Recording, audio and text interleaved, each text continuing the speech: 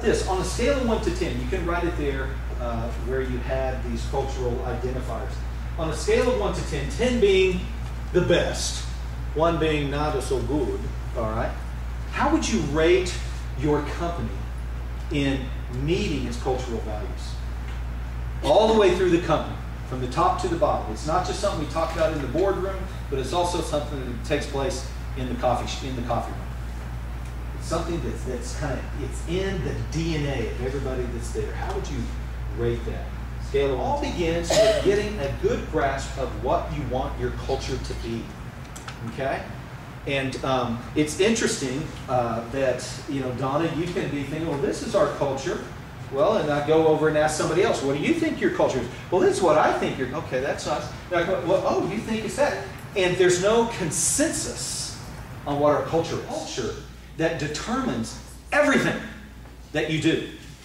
Everything goes through the filter of your culture. How you think is the most important thing about you. If I can get you on the other side of the table to begin thinking like I'm thinking, then I don't have to worry about leaving the office. I know you're going to do what I would do because you think what I would think. So once we have identified our culture right here in the center, then we can, and if you want to, you can draw some arrows going from culture, an arrow going out to every one of these, because every single one of these are going to be influenced from your culture.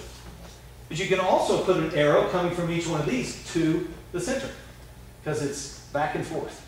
Everything goes through the filter of your culture.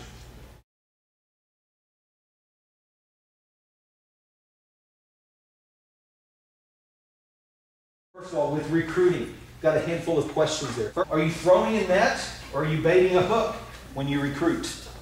You guys see the difference between the two? Throwing a net is now hiring. I'll just take whatever comes in, and then I'm going to have to go through the time, energy, and emotions of weeding through what's good and what's not good.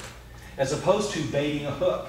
One of the things that Arthur and I talked about is, Clay, I like to have on my front line cheerleaders.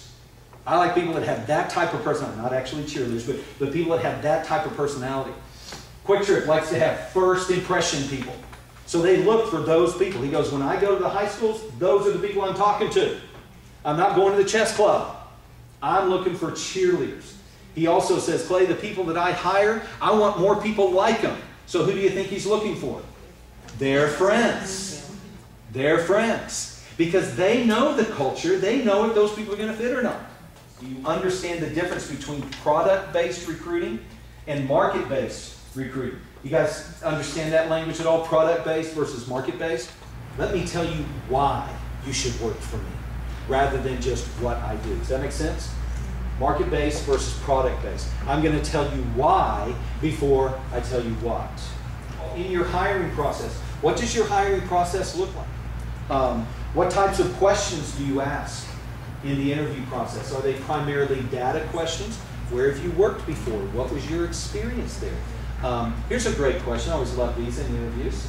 So let's say that it was a really stressful day. There were some hard things going on, but you still had another 3 hours to work.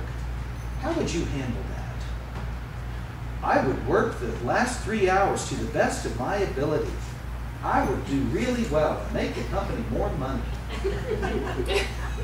You know? But we ask those questions, don't we? How would you respond in this situation? Have you guys ever asked those questions? You know? We think that we're kind of getting into it. So how would you do? Oh, that's good. You too. Everybody's saying, man, these guys are awesome. We should hire all of them. All right? As opposed to, have you ever been in this situation before? You know? Have you ever had a boss you didn't like? Tell me about it. I had too, yeah. Tell me a little bit about it. What was that boss like? How come, what was it you didn't like about it? Man, they were stupid. They kept, like, they expect me to be there on time every day. They kept getting mad at me. You know? It's like, oh, really? How'd that make? Man, it was terrible. So how'd you handle that? And I told him, I'm out of here. I just left, I kept my apron. You know? In my head, I'm going, okay, what you've just done is you've just revealed to me how you respond to authority. You've just revealed to me how you're probably going to respond to me when I come to you and say, you're late. You know? Have you ever, tell me, how did you respond to this situation? Again, if I know my culture, I know what types of questions to ask. Have you ever been in my culture before? You've been in a job you didn't like? What was it you didn't like about that job? And they're going, man, this is what I didn't like. And in my head, I'm going, oh my, that's exactly what I'm getting ready to ask you to do. And they just, out of the abundance of the heart, the mouth speaks. And they tell you everything you need to know because you're asking the right questions. Does that make sense? Yeah, we have a list of 35 questions. The questions and the reason why we ask them. It's reproducible. Now I don't have to do the interviewing anymore. Here, go interview that person. Ask these questions and write down what they tell you. I ask people, tell me, what does your bedroom look like? Now again, mainly what I'm working with is that 16 to 26-year-old. All right? If I were to walk into your bedroom right now, what do it look like? Well, their eyes roll. What are you kidding? Man, climbing over things, trying to get to stuff. All of a sudden, they're telling me about discipline, personal discipline. What their room looks like is very likely what their desk is going to look like. And that's important to me. Anybody know what I'm talking about? You know? So they have just revealed to me personal discipline without me going, how do you feel about personal discipline? I love personal discipline. I respond really well to it. They're just going to give you that answer every single time. If I asked you to work an extra shift, would you? Yes, I would. Anything I can do for the company. Because I want a paycheck. You know? As opposed to, man, have you ever had to work overtime before? Tell me, when was the most you ever had to work overtime? Oh, man, it's crazy. What was that like? Did you like it? No, it's terrible. Or, yeah, I really loved it. Oh, tell me more about that. Okay. Did you get upset? No, that was awesome.